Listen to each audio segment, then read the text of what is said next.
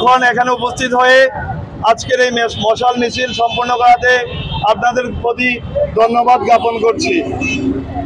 সংগ্রামী বন্ধুরা, আপনারা জানেন গত কিছুদিন আগে বরিশালে তাদের কার্যালয়ে হামলা করে জাতীয় পার্টির কার্যালয়কে ভাঙচুর করেছিল দুর্বৃত্তরা। তার ওই পরিপ্রেক্ষিতে বরিশাল আদালতে জাতীয় পার্টি মামলার আবেদন করে। সেই মামলার আবেদনকে মামলা রুজু করার জন্য আদেশ দিয়ে আদালত আদেশ প্রদান করে যেন তাদের বিরুদ্ধে মামলা হয়। সেই মামলার আসামি করার জন্য প্রায় 100 জন আমাদের নেতা কর্মীদেরকে নির্দিষ্ট করে। উল্লেখযোগ্য সেখানে আছেন গণ অধিকার পরিষদের বিপ্লবী সভাপতি, জুলাই আন্দোলনের অন্যতম ভূমিকা রাখা ব্যক্তি, যার বক্তব্য ছিল যে এই সরকারের 90% পতন হয়ে গেছে, আর 10% ধাক্কা দিলে এই সরকার পতন হয়ে যাবে।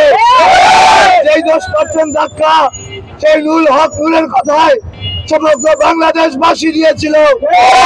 নুরুল হক নুরের বিরুদ্ধে মামলা করার জন্য আদালত কিভাবে রায় দেয় আমরা স্পষ্ট দেখতে পাচ্ছি। এই আদালত তার পূর্বের নেই দলখানা আদেশ নির্দেশ দিচ্ছে।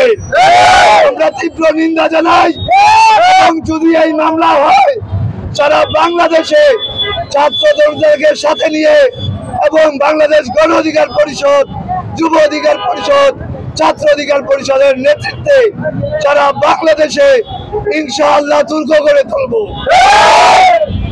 আমরা স্পষ্ট বলে দিতে চাই, আওয়ামী লীগকে সমর্থন দিয়ে এবং আওয়ামী লীগের নির্বাচনকে 18 এবং 24-এ একমাত্র জাতীয় পার্টি আওয়ামী লীগকে বৈধতা দিয়েছিল।